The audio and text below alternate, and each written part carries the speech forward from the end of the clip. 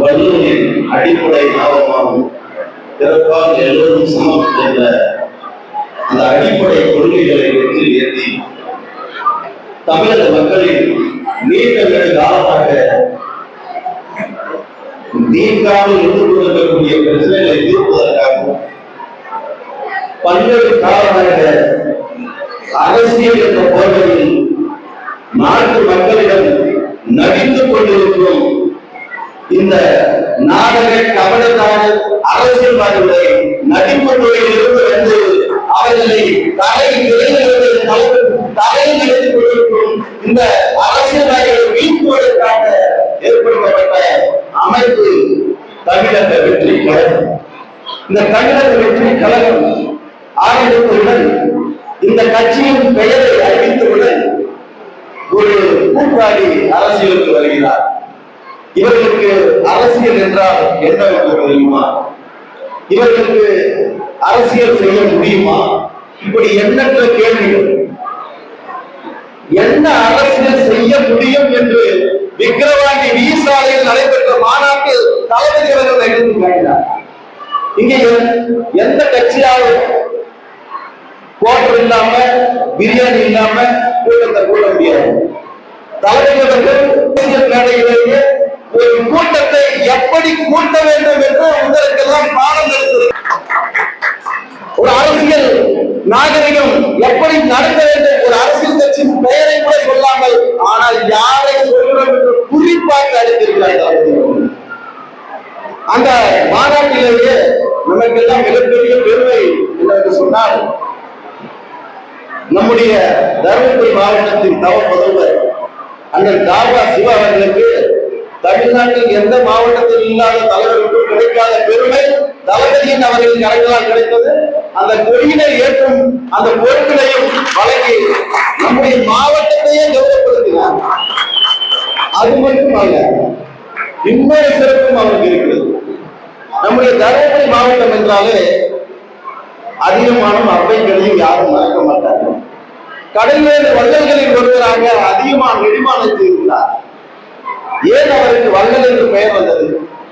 கிடைத்தற்கரிய ஒரு நெல்லிக்கனி. அந்த நெல்லிக்கனியை உண்டால் ஆயுள் நீடிக்கும். அப்படி ஒரு நெல்லிக்கனி அந்த மன்னருக்கு கிடைக்கிறது. அந்த நெல்லிக்கனியை தான் உண்டு தான் வளர வேண்டும் என்று நினைக்காமல் அறிவு சிறந்த ஆக பெருந்தகை அவை பெரும்பாட்டிக்கு கொடுத்து தன் வள்ளல் குலத்தை நிரூபித்தார். அன்றைய அதிகமாக நெடுமானம். அப்படிப்பட்ட கடையேறு வள்ளல் இந்த மண்ணில் இத்தனை காலம் அண்ணன் அவர்கள் தாபா சிவா அவர்கள் 30 ஆண்டு காலமாக தளபதி என்று இல்லியாக சொல்லி வரும் நெறிகொண்ட வேட்டையாக தருமபுரி மாவட்டத்தில் சுழன்று 30 ஆண்டுகளுக்கு மேலாக தன்னுடைய உழைப்பை செலுத்தி அதற்கான பலன் கிடைக்கும் பொழுது இந்த தருமபுரி தொகுதியிலே யார் நிற்க வேண்டும் என்று சொல்லும் பொழுது தளபதி அவர்கள் இந்த தருமபுரி தொகுதியில் நிற்க வேண்டும் என்ற தங்கள் உழைப்பை தியாகம் செய்த கடையோடு வல்லவர்கள் ஒருவர் என்று போற்றப்பட்ட வழியில் நம்முடைய தலைவர்கள் தாவா சிவாசனம் ஈடுபட்டுக் கொண்டிருக்கிறார். அவருடைய தலைமையில் நாம் பயணித்துக் கொண்டிருப்பது மிகப்பெரிய பெருமையாகவும் நல்ல வாய்ப்பாகவும் நான் கருதுகிறேன். யாருக்கேனும் வருமா அந்த ஈகை குணம்? அப்படிப்பட்ட ஈகை குணம் தலைவர்கள் நாம் பயணித்துக் கொண்டிருப்பது பெருமை. இறுதியாக நிறைய செய்தி கொண்டு வாய்ப்பை நிறைவு செய்கிறேன். கொள்கை தலைவர்களை அறிவித்தார் தலைவர்கள். தமிழ்நாட்டில் எத்தனையோ கட்சிகள் இருக்கிறது, எத்தனையோ கொள்கைகள் இருக்கிறது. கொள்கை தலைவர்கள் பெரியார், அம்பேத்கர், காமராசர் இத்தோடு நிறுத்திவாங்க பார்த்தாங்க. ஆனா தமிழ்நாட்டில் இந்தியாவிலேயே எந்த கட்சியும் செய்யாத பெண் தலைவர்களை அஞ்சலி அம்மாவையும் வீரமங்கை வேலுநாச்சியாரையும் கொள்கை தலைவர்களை அறிவித்த ஒரே அமைப்பு, ஒரே கட்சி தமிழ்நாட்டில் தமிழக வெற்றி கழகம் மட்டும்தான். வேற எந்த கட்சியும் செய்யல. திராவிடம் பேசிக் கொண்டிருக்கக்கூடிய கட்சிகள் கூட, பெரியாரை பேசிக் கொண்டிருக்கக்கூடிய கட்சிகள் கூட அம்பேத்கரை தங்கள் இல்லத்தின் புகைப்படமாக மாற்றி வைப்பதில்லை. நீங்கள் கருங்கட்டி போட்டவர்கள் சென்று பாருங்கள், பெரியாரை மாட்டி வைத்திருப்பார்கள், ஆனால் அம்பேத்கரை மாட்டி வைப்பார்கள். ஆனால் அத்தகைய அண்ணல் அம்பேத்கருக்கு சிறப்பு செய்திருக்கிறார். அம்பேத்கரை கையில் தூக்கி கொடுத்தால் பெரும்பான்மை சமூகத்தினுடைய ஓட்டு கிடைக்காது என்ற கோட்பாடு. அம்பேத்கரை தான் முதலில் தலைவர் வருகின்றார். அதே நாளையில் எந்த தலைவருக்கும் இல்லாத துணிச்சல் தளபதி அவர்கள் தண்ணீர்கள் எல்லாம் தலைவராக உருவாக்கி கொண்டிருக்கிறார் என்பதற்கு சான்று. அந்த நாளையில் விடுதலை சிறுத்தை கட்சியினுடைய தலைவர் திருமாவளவன் அவர்களை அதே நாளையில் அழைப்பு கொடுக்கிறார். நீங்கள் அங்கிருந்தால் உங்கள் எண்ணம் எல்லாம் இங்குதான் இருக்கிறது. அத்தகைய ஒரு கொள்கை புரிதல் உள்ள தலைவர் நம்முடைய தலைவர். அத்தகைய தலைவரை நாம் பெற்றிருப்பதில் மிகவும் பெருமையடைய வேண்டும். அவருடைய ஒவ்வொரு அரசியல் மேடையும் அதிர்ச்சி காட்டிக் கொண்டிருக்கிறார், கொள்கைகளை பரப்பிக் கொண்டிருக்கிறார். ஏதோ நடிகர் இவருக்கு என்ன தெரியும் என்று கூத்தாடி இருக்கிறார்கள். ஒவ்வொரு திராவிட மேடைகளிலும் ஒவ்வொரு அரசியல் மேடையிலும் அந்த நிகழ்ச்சி ஆரம்பிப்பதற்கு முன்பு கலை நிகழ்ச்சிகள் நடத்துவார்கள். எதற்காக கலை நிகழ்ச்சிகள்? ஆடல் பாடல் நடத்துவார்கள். அல்லது கோவன் போன்றவர்களை கூட்டி வைத்து பாடல் பாடல்கள், கொள்கை பாடல்களை பாடுவார்கள். கொள்கை எதன் மூலம் பரப்பினீர்கள்? கலைகளின் மூலமாக தானே பரப்பினீர்கள், கூட்டங்களின் மூலமாக தானே பரப்பினீர்கள். இங்க ஒரு கலைஞர் இருக்கிறார் என்று சொன்னால் இந்த தமிழக திரையுலகில் அத்தனை திரைப்பட கதாநாயகர்கள் முந்திக் கொண்டு ஒரு தலைவர் வந்திருக்கிறார் என்று சொன்னால் அவருக்கு எத்தகைய திறமை இருக்க வேண்டும், எத்தகைய கொள்கை புரிதல் இருக்க வேண்டும். அப்படி இருக்கும் பட்சத்தில் அவருடைய இந்த தமிழக திரையுலகில் அத்தனை திரைப்பட கதாநாயகர்கள் முந்திக் கொண்டு ஒரு தலைவர் வந்திருக்கிறார் என்று சொன்னால் அவருக்கு எத்தகைய திறமை இருக்க வேண்டும், எத்தகைய கொள்கை புரிதல் இருக்க வேண்டும். அப்படி இருக்கும் பட்சத்தில் அவருடைய அந்த நாட்டை மக்கள் மீது நாட்டம் எந்த அளவுக்கு இருக்க வேண்டும்.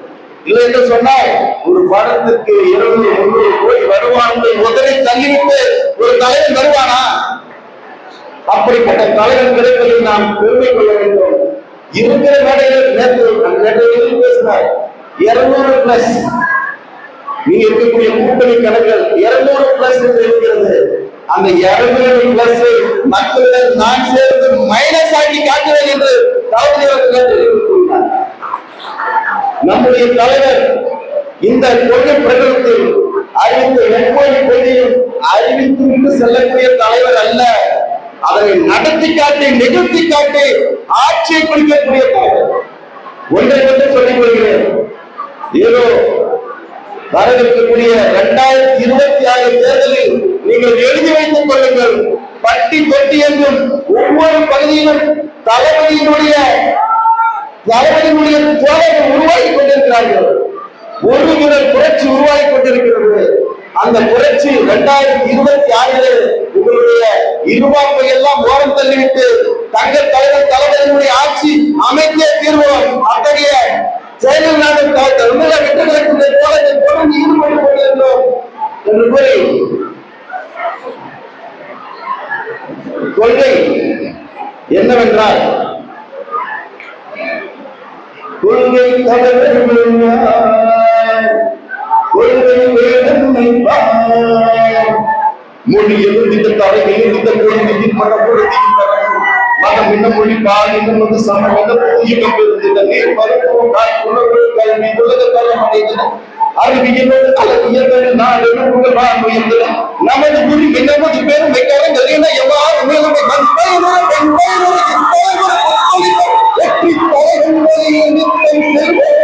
கொள்கை தலைவன் வழியில் நிற்கும் மொழித்தியாகம் மதச்சார்பு